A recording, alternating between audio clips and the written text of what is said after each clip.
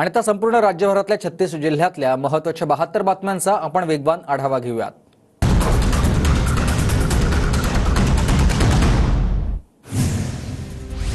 आक्षेपार्ह विधानाबाबत निवडणूक आयोगाकडूनच धनंजय महाडकांना नोटीस। महाडिकांकडून आचारसंहितेचं उल्लंघन झाल्याचं निदर्शनास आलंय, तर तात्काळ खुलासा सादर करण्याचे आदेश।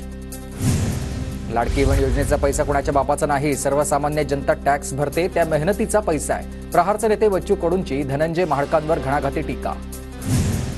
भाजपची मस्ती वाढली आहे, शिवसेना राष्ट्रवादी फोडली, आमचेही 1-2 आमदार भाजपनं पळवले। महादेव जानकरांची भाजपवर जोरदार टीका। विशिष्ट समाजाचे लोक पाकिस्तानाचे नारे देतात, कोणी पाकिस्तानचे नारे दिले तर आम्ही सहन करणार नाही, जळगावच्या सभेत रक्षा खडसे यांचा इशारा। घराणेशाहीच्या मुद्द्यावरून चंद्रकांत पाटील आणि रोहिणी खडसेंमध्ये जुंपली। कुटुंबामधील कोणीच निवडणूक लढणार नाही, पाटलांचं वक्तव्य आहे, तर पाटलांचा परिवार मुलीसहित राजकारणात, खडसेंचं पाटलांना उत्तर। जळगावच्या पाचोऱ्यामध्ये छत्रपती संभाजीराजेंच्या उपस्थितीमध्ये स्वराज्य पक्षाची जाहीर सभा। प्रताप पाटील यांच्या प्रचारार्थ संभाजीराजेंची जाहीर सभा। कर्जतच्या दादा गटाच्या बंडखोर उमेदवार सुधाकर घारेंकडूनच राज ठाकरेंची भेट। रायगडमधील कर्जत मतदारसंघातून सुधाकर घारे अपक्ष निवडणुकीच्या मैदानात। अजित पवार गटाचे आमदार सुनील शेळके यांच्या विरोधात आचारसंहिता भंगाचा आणखी एक गुन्हा।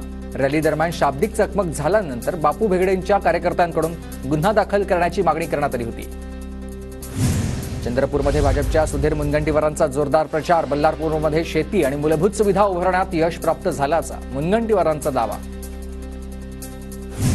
महायुतीचे उमेदवार महेश शिंदेंकडून साताराच्या कोरेगावमधील वाढे गावापासून प्रचाराला सुरुवात। गावागावात प्रचार फेरी काढत प्रचार करणार। सांगलीमधील अजितदादा गटाचे उमेदवार संजय काका पाटलांचा गावोगावी प्रचार। तासगाव कवठे महाकाळमध्ये संजय काका पाटील आणि रोहित पाटलांमध्ये लढत। विजय शिवतारेंची कन्या ममता शिवतारे प्रचारात सक्रिय। पुरंदर मतदारसंघात विजय शिवतारे विरुद्ध संजय जगताप आणि अजित पवार गटाचे संभाजी झेंडेंमध्ये तिरंगी लढत। पुरंदर हवेली मतदारसंघातील शिवरीमध्ये महायुतीचे उमेदवार विजय शिवतारे यांची प्रचार सभा। पुरंदरमधील प्रलंबित प्रश्न येत्या 1.5 वर्षात सोडवणार, शिवतारे यांचं मतदारांना आश्वासन। वाशिमच्या कारंजा मांजोरा मतदारसंघात ययाती नाईकांकडून प्रचाराला सुरुवात। पोहरादेवीमध्ये हजारो समर्थकांच्या उपस्थितीत प्रचाराचा शुभारंभ। मुंबईच्या माटुंगा परिसरामध्ये केंद्रीय मंत्री पियुष गोयल यांच्याकडून महायुतीच्या उमेदवाराचा प्रचार। तमिल सेल्वन यांना भाजपकडून 3ऱ्यांदा आमदारकीची संधी। इगतपुरीचे महायुती उमेदवार हिरामण खोसकरांकडून बैलगाडीमधून गावोगावी प्रचार। खोसकरांचा जेसीबीतून फुलं उधळत स्वागत। साताराच्या कराड दक्षिण विधानसभा मतदारसंघात महायुतीच्या अतुल भोसलेंकडून प्रचार। महायुती सरकारनं आणलेल्या योजना आणि विकास कामांच्या मुद्द्यावरून मतदारांच्या भोसलेंकडून गाठीभेटी। नागपूरमधील काटोल विधानसभा मतदारसंघात भाजपचे उमेदवार चरणसिंग ठाकूर यांच्या प्रचाराला सुरुवात। काटोलमध्ये गावागावात जाऊन चरणसिंग ठाकूर यांचा प्रचार। कुठल्याही अफवांना बळी पडू नका, महायुतीचा धर्म पाळून उमेदवाराला प्रचंड मतांनी विजयी करा, खासदार श्रीकांत शिंदेंचं आवाहन। खडकवासल्यात भीमराव तापकीर यांच्याकडून प्रचार जोरात। रॅली काढत जोरदार शक्ती प्रदर्शन, तर उत्तर भारतीयांनी भीमराव तापकीर यांना पाठिंबा दिला। विधानसभा निवडणुकीच्या पार्श्वभूमीवर उमेदवारांकडून जोरदार प्रचार। राष्ट्रवादी काँग्रेस शरद पवार गटाकडून प्रचारासाठी वासुदेव मैदानात। नागपूरमध्ये विधानसभा निवडणुकीच्या प्रचाराची धूम, काँग्रेसची गॅरंटी अंगावर रंगावर। कार्यकर्त्यांकडून प्रचार, कार्यकर्त्यांकडून काँग्रेसला मतदान करण्याचं आवाहन।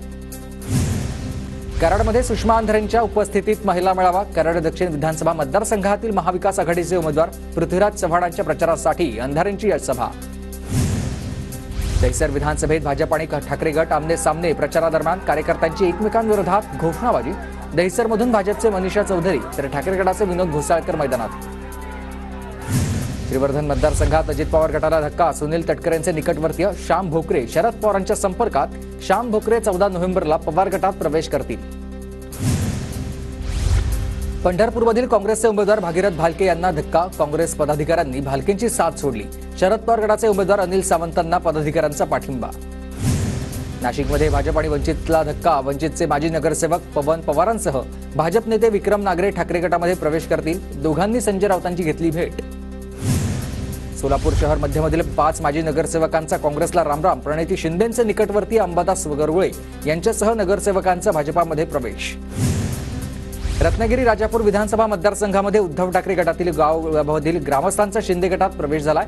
शिंदे गटाचे उमेदवार किरण सावंत यांच्या उपस्थितीत प्रवेश. कोल्हापूरच्या चंदगडमधील नेसरेचे महाविकास आघाडीच्या सरपंच गिरिजा देवी शिंदेंचा अपक्ष उमेदवार शिवाजी पाटलांना पाठिंबा. शिवाजी पाटील अपक्ष उमेदवार. बीडच्या गेवराईत मनोज जरांगेंच्या हस्ते जनसेवा कार्यालयाचं उद्घाटन. मराठा समाजाचे प्रश्न सोडवण्यासाठी कार्यालय सुरू. आम्ही महायुती म्हणून एकत्र आहोत. अजितदादा गटाचे आशुतोष काळे आणि भाजपचे विवेक कोल्हे एकाच मंचावर दिसतील. गिरीश महाजनांचा विश्वास. परंडा मतदारसंघात रासपचे उमेदवार राहुल घुलेंनी 500 कोटी रुपयांच्या स्टॅम्प पेपरवर मतदारांना लिहून दिलेलं शपथपत्र आहे.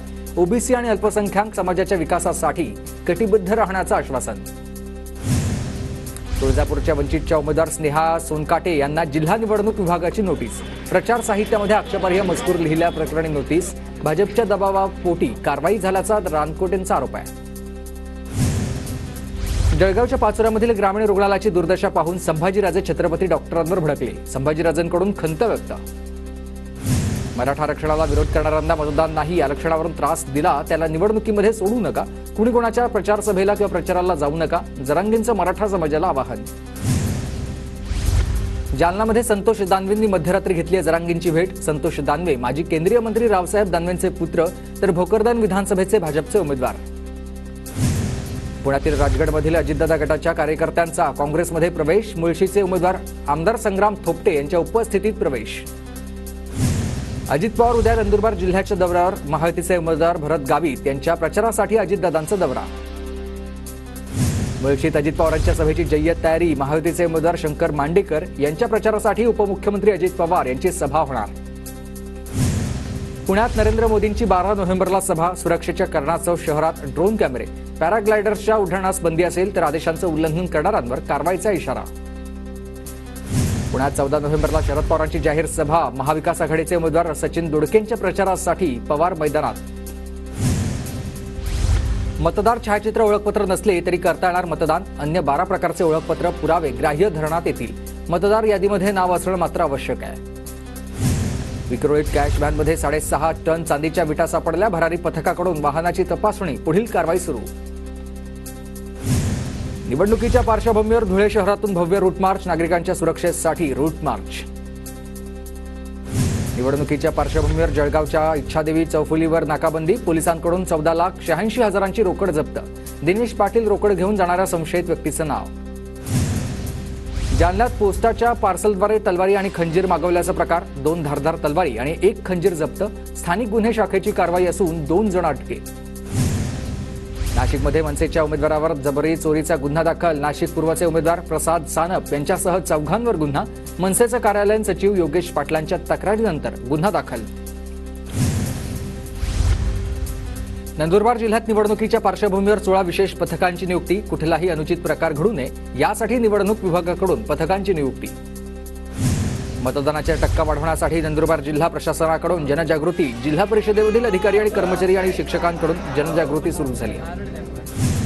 पुणे जिल्ह्यात मतदान केंद्रावर सीसीटीव्ही कॅमेरे असतील. 8,462 कॅमेरे मतदान केंद्रांच्या परिसरात लावले जातील. गोंदिया जिल्हा प्रशासनाकडून मतदानाची तयारी सुरू. मतदान साहित्य आणि कर्मचाऱ्यांना केंद्रापर्यंत सोडण्यासाठी 98 एसटी बसेस बुकिंग. वाशिममधील 3 मतदारसंघात गृहमतदानाची प्रक्रिया सुरू. आतापर्यंत नोंदणी केलेल्या 1,454 मतदारांपैकी 1,381 मतदारांनी बजावलाय मतदानाचा हक्क. ठाण्यात 85 वर्षांवरील 166 ज्येष्ठ नागरिक आणि 36 दिव्यांग मतदारांनी केले गृहमतदान. जिल्ह्यामधील 18 विधानसभा मतदारसंघातून गृहमतदानासाठी एकूण 933 जणांनी नोंदणी केली. साक्री मतदारसंघात 85 वर्षावरील 14 ज्येष्ठ मतदारांनी गृहमतदान केलंय तर 4 दिव्यांग मतदारांनी देखील मतदानाचा हक्क बजावला. पुणे शहरात मतदानाचा टक्का वाढवण्यासाठी मतदान केल्यानंतर पंचतारांकित हॉटेलमध्ये 10% सवलत मिळणार. 20 नोव्हेंबर आणि 21 नोव्हेंबर असे 2 दिवस ही सवलत असेल.